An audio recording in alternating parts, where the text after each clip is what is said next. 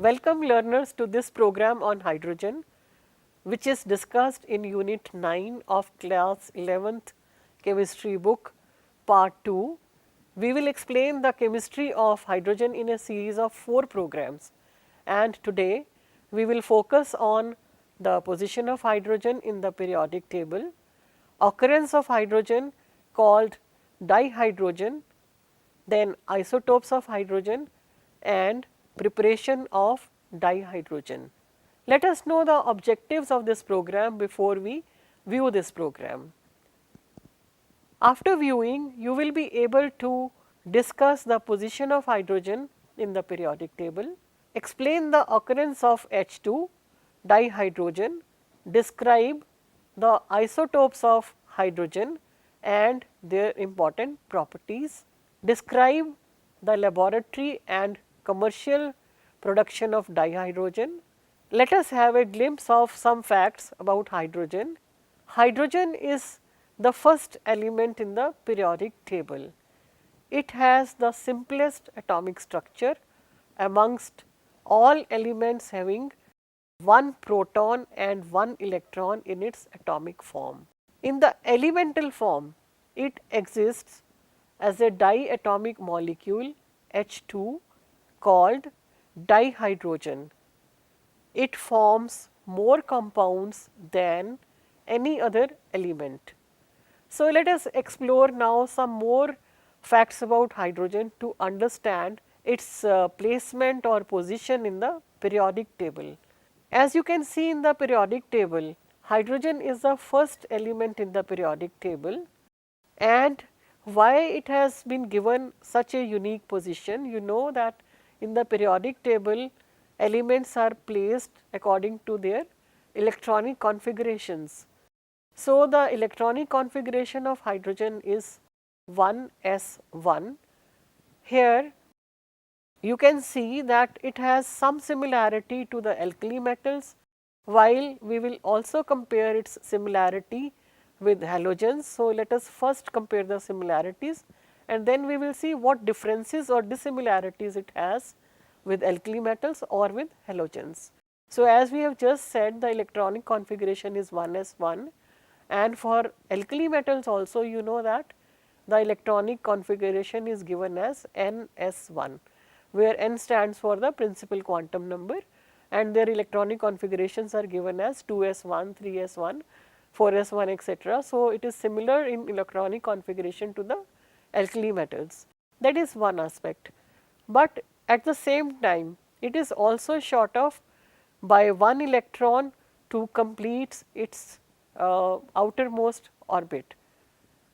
It is this similarity with the halogens, because in halogens also if you see that the general configuration is given as ns2 np5, and if they gain one electron they will complete their octet, but here it is a 2 electron system and the first orbit will be completed by the occupation of 2 electrons. So, it is also short by 1 electron. So, by gaining 1 electron it is similar to complete its orbit with halogens, and by losing 1 electron it is similar to the alkali metals.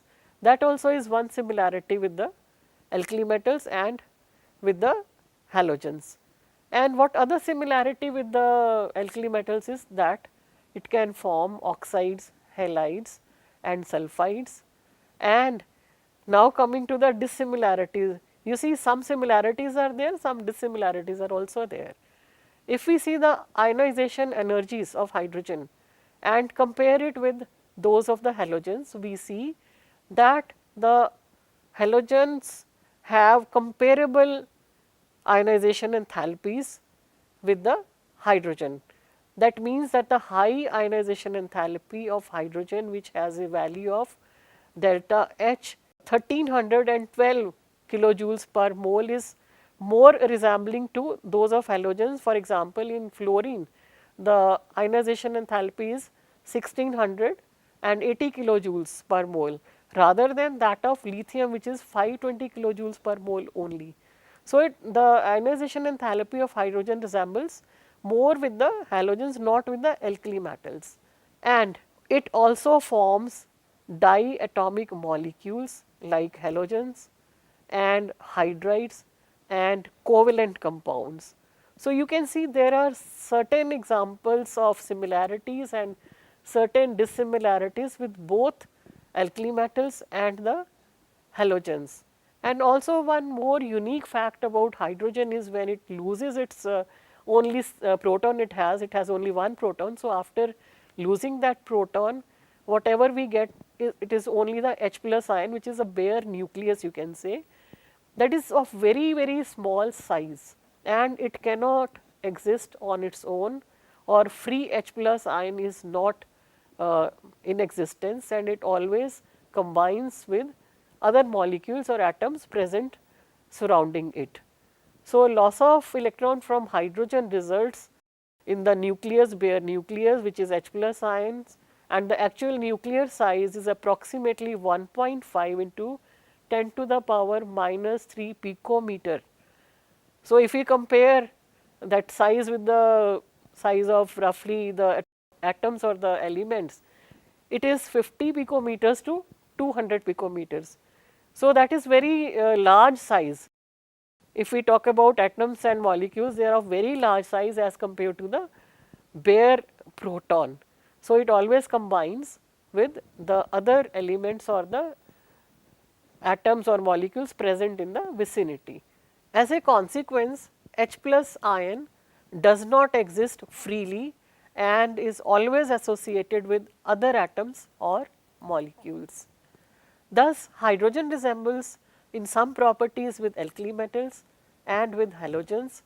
However, there are differences also with the properties of these groups of elements. Its unique properties thus favor its separate position in the periodic table. You can see that it has been placed separately in the periodic table. You will be excited to know some more facts about the occurrence of dihydrogen. We are calling it H2 because we are talking about here the elemental form, and H2 is a molecule of hydrogen. It is the most abundant element in the universe. 70% of total mass of the universe is made up of hydrogen. And also you know that it is the principal element in the solar atmosphere. In the sun, you know that reactions of hydrogen or the combination of hydrogen take place to give us helium, and it liberates a lot of energy, the solar energy we get from the sun. In the universe, you know that planets Jupiter and Saturn also consist mostly of hydrogen. And if we talk about the abundance by mass, in the Earth's atmosphere, the abundance is 0.15%. Why it seems so low? Because hydrogen is very lightweight in nature. So, if we talk about the combined forms of the occurrence of hydrogen, in the earth crust and in oceans, you know, it occurs to the extent of 15.4%. And vast amount of oceans contain water, which is, if you say about earth, it is 70%.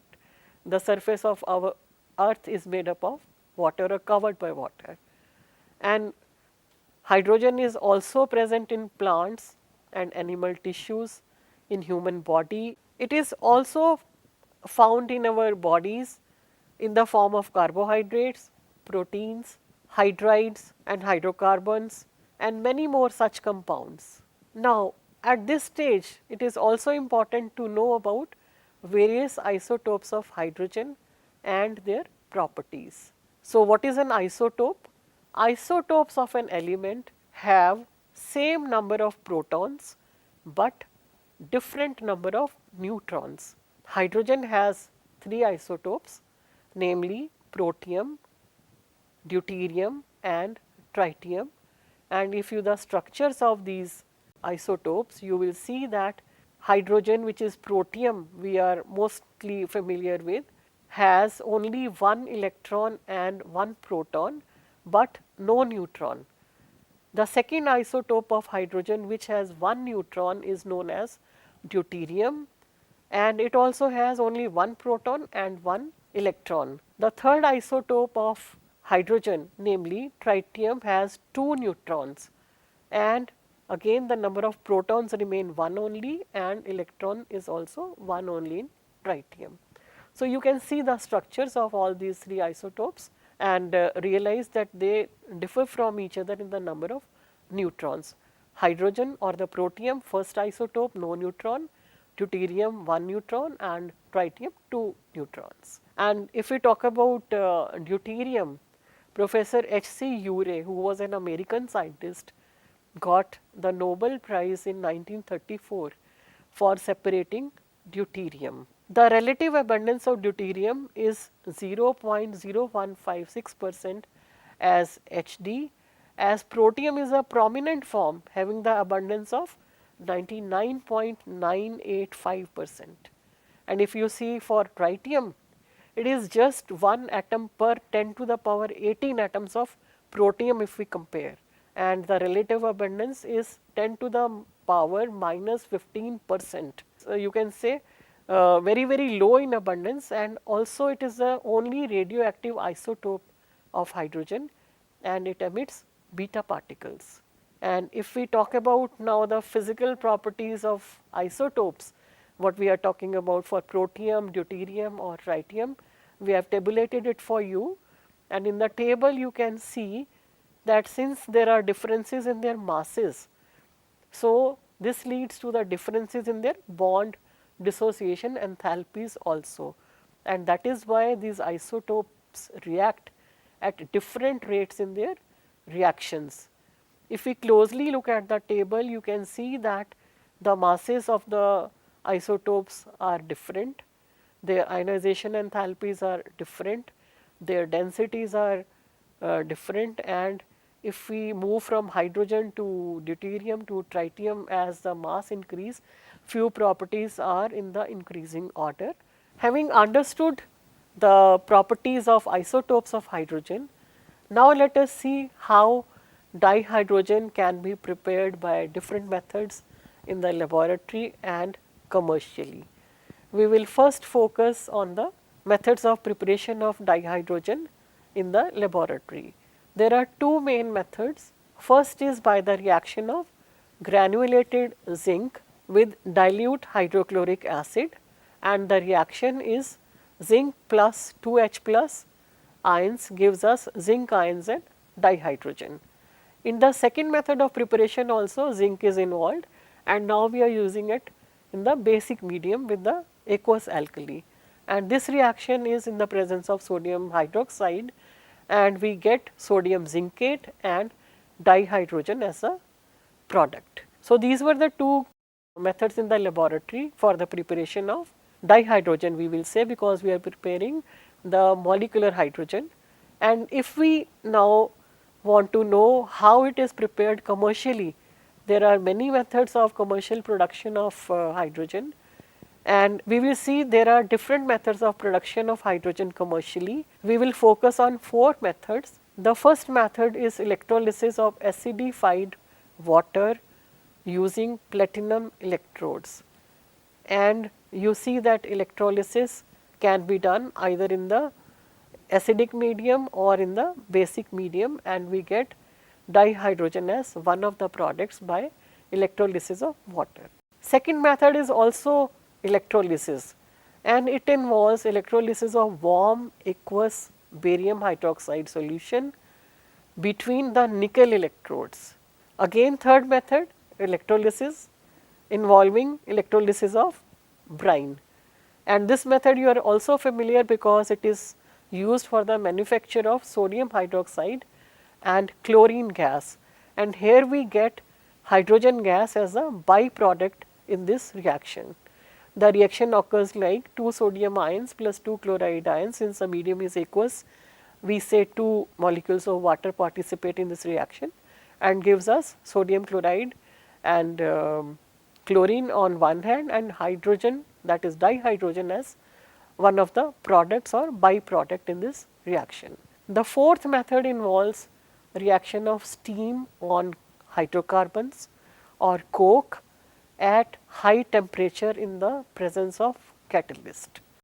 If we say the general equation for hydrocarbons, you know that the formula is CnH2n plus 2, and then if they react with steam, they will produce at high temperature of 1270 Kelvin, we have shown here, in the presence of nickel catalyst, carbon monoxide plus hydrogen. And if we specifically see the example of methane, that is CH4 shown in the second reaction, it reacts with steam to give you carbon monoxide plus 3 molecules of gaseous dihydrogen. And what is this CO plus 3H2? You know very well, it is a syngas we call.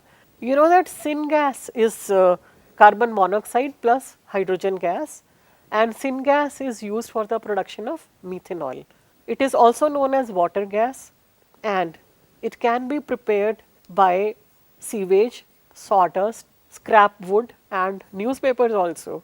And one more method to obtain syngas is from the gasification of coal, where the reaction taking place is shown on the screen, like coal is represented by C, carbon basically, plus reaction with water, that is steam. Again it gives you carbon monoxide plus hydrogen, syngas basically. And whatever carbon monoxide present in syngas can be subjected to water gas shift reaction, because from here also, from CO we can obtain more of hydrogen. How? More of hydrogen can be obtained from carbon monoxide using water gas shift reaction if we treat it with steam and iron chromate catalyst to give us carbon monoxide and hydrogen gas. Now we are producing more of H2 from CO, and what we are doing actually is we are using steam, and from what steam is water, actually oxygen is getting abstracted by carbon monoxide, leaving behind hydrogen gas. And now CO2 produced in this reaction is removed by scrubbing with sodium arsenide solution. After seeing various methods of production of commercial hydrogen, let us have a look at the industrial production of a dihydrogen. You can see in the figure that 77% of dihydrogen is produced from petrochemicals, 18% is produced from coal, 4% is produced from electrolysis, and 1% is produced by other methods. So now, having seen different methods of production, let us see what we have learned in this program as a whole. Hydrogen has unique position in the periodic table. It widely occurs in the universe in the free and the combined forms. The three isotopes of hydrogen are protium, deuterium and tritium. Dihydrogen can be prepared in the laboratory and commercially using different methods. After seeing this program, there are certain questions for you. You can find answers for these questions.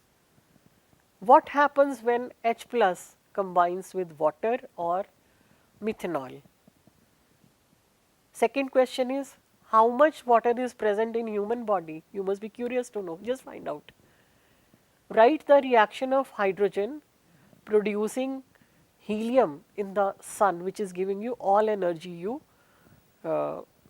get from the sun. How is deuterium isolated? Read more about the work of Professor H.C. Urey, who got the Nobel Prize.